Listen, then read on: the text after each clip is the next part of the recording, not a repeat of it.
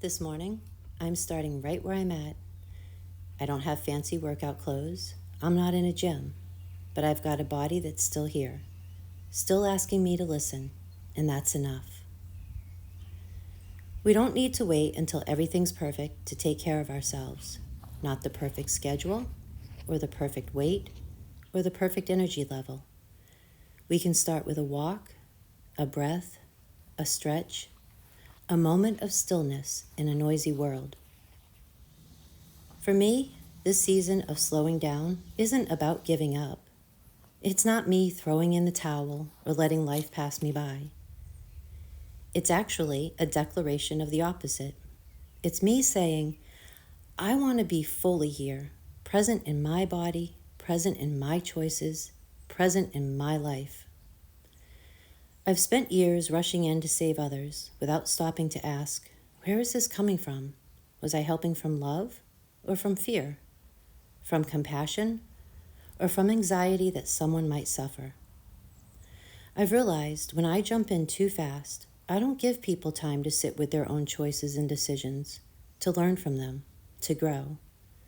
That's not love, that's interruption. Just the other day, a family member wanted me to drive 3 hours to take their trash to the dump. Even though others in the area had offered to help, they didn't want to accept it. They said it was about their pride and dignity. But it would have cost me a full day of work, a tank of gas, and honestly, my peace. And I had to ask myself, is this really mine to carry? This season is about learning to say no, not to reject people, but to stop rejecting myself. I believe those boundaries can lead to more peace, more clarity, maybe even more abundance, not just for me, but for the people I love too. So today, I'm starting right where I am, listening to what my nervous system is telling me, listening to what my body needs, moving my body gently, and choosing softly to live a little differently than before. And that feels like strength. Hi guys, thanks for joining me on my little exercise routine this morning. Not running any marathons right now, but that's okay, just taking it a little bit at a time. I actually started walking and stretching I think late last month, so I don't know, maybe about 4 weeks now. And the leg stretches I did, I couldn't even get into up on one leg, lift my foot up. So it's taken me a few weeks to get back to being able to balance on one leg again. I used to do those stretches a lot. I'm going to go back as far as 10 years now. My routine changed, and it wasn't something that I changed overnight. It just subtly happened. Obviously, I think a lot of what happened in 2020, life in general, and also, there were some relatives that came back into my life, and a lot of things were just chaos. And I allowed myself to be pulled into that chaos. But the good thing is that working my way back out of that chaos, and it put me in touch with how my nervous system was reacting to everything. Somebody once told me years ago, a professional once told me, she said, "You're a people pleaser." And I asked her to define what that actually meant. And she said, well, in order to feel liked and loved, you feel the need to people please. And when she said it, it kind of resonated, but in my core, it didn't feel right. But now I think there's another way to define why I do people please. And I admit I have been people pleasing my whole life. I think a lot of us do this, but something that I have come across through my own self-evaluation and also just looking things up is some of us operate, our nervous systems learn that in order to be safe, whether it's physically or mentally, psychologically safe, we have to jump in and make sure everybody else is okay, everybody else is safe. I've always said that if I had a plate of food in front of me, and I knew, and most of us are like this, and I knew somebody else was hungry, I couldn't eat that food. And that's good. I mean, that's okay. The only problem is that I would give the whole plate away. I wouldn't save anything for myself. And I had this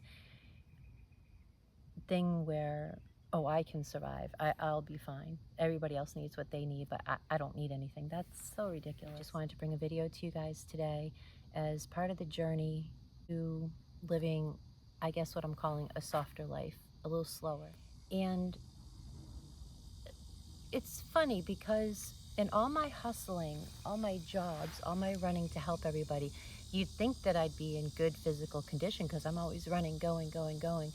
But what happened, what I noticed were some bad patterns had started to show up. And yes, I am running around doing Instacart. I do concrete jobs from time to time, going here, going there, and doing things for people. But I really, get away. Oh, it's a really big red ant, guys. Not a really, I appreciate the insects, but I really don't like them near me. Never have. Anyway, I had picked up some really bad habits that just don't work for my body and never have. They don't work for my body, they don't work for my mind. I've always been a physically active person. No, I've never been on sports teams. I don't run marathons, but I've never been a person that sits around. There's nothing wrong with that. It just doesn't work for me mentally or my body. For me, it's more about getting outside, throwing a frisbee around, taking a walk, being in nature. That is where I feel the healthiest. And I did not allow myself these times. I took them away from me. And what started to happen was my hips were hurting. I actually have what's called hip dysplasia. I was born with it. It's not a big deal. I don't have it. It does come out of socket and it gets very uncomfortable. And so throughout my whole life, I've never had to have surgery. I just did regular stretching, and I know my body, what feels good. And when I stretch and I stay active, that really helps me. And now there's daddy long legs. You're really cute, but so it's important. I'm not lecturing. I'm just taking you guys along my journey, hoping to bring some fitness back into my life. And it's really important that we keep our legs strong, especially as we get older. Keep as much muscle and strength in our legs. And that I just make up my own exercises, my own stretches. Those stretches that I just did on the one leg and bringing my leg back, that's something I started, oh gosh, I don't know, 25, 30 years ago. It was just something that felt good. And what I do is, it's not just for the strength, it also is helpful for the balance and keeping my body in line. My body feels really sluggish right now, and that's okay. I did put on I've lost about 5 pounds in the last month, roughly, give or take.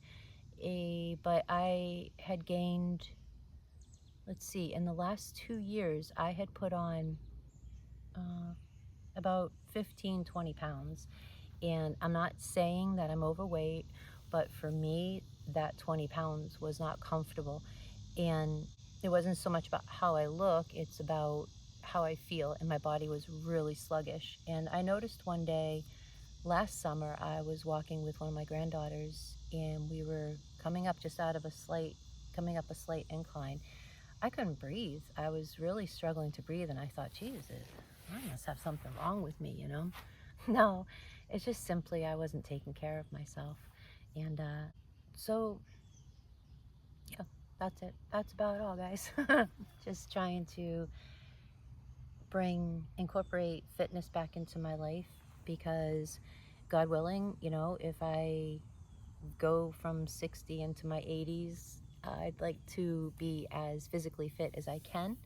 And, that's not only for myself. I've learned now, having taken care of a couple of older people, it's important for those who care about us that we take care of ourselves too, because I don't want I want to make sure that I have done everything I can to try to stay as physically fit, mentally fit for people that care about me. Sometimes things happen and that's out of our control, but I'd like to know that I'm doing everything within my control to take care of myself. And I think that will make the next 20 years more enjoyable anyway. So yeah, I love to paddleboard. I love to rollerblade, swim, and I actually want to get back to doing those things. I don't think I've kayaked. I like to kayak too, and honestly, I don't even know, excuse me, I don't even know where that went. I just got so busy, so caught up running and running and running. I don't think I've kayaked in 10 years, coming up on 10 years. It's something that I love to do, not just for physical activity. It's not like I don't like go through massive rapids, although I might like to do that someday. But I do love to get out on the lakes, and I used to go deep sea kayaking, but I won't do that anymore. I had out for another video, but had a fishing experience off a kayak, 100 yards off of P-Town one summer. I have a video of that. It was kind of scary. I had no idea what was on there, but as they say on YouTube, but I digress. Yeah, that's just a little walk, little getting out, little listening to the birds. There's just little things that we can do. I know that everybody has, you know, different things in their life that keep them from doing stuff. So I'm actually fortunate. I don't have any little kids to take care of. The older people I was taking care of, I seem to have been discarded. That's another video. And I could be sad about it, and to a degree I am, but I'm actually going to use it to my advantage. So no matter where you are, what your situation is, please, please, please take, even if it's 5 minutes out of your day, even if you have to, well, this might sound crazy, but I know some situations where people are caregivers 24/7, whatever the situation is, sometimes you literally just have to walk into the bathroom, shut the door, shut the noise out for 5 minutes and stretch, even if it's just, you know, stretching above your head, taking in a few breaths. Yeah, please do that for yourself. And I'll see you guys in the next video. Thanks for being here. I appreciate you. Bye.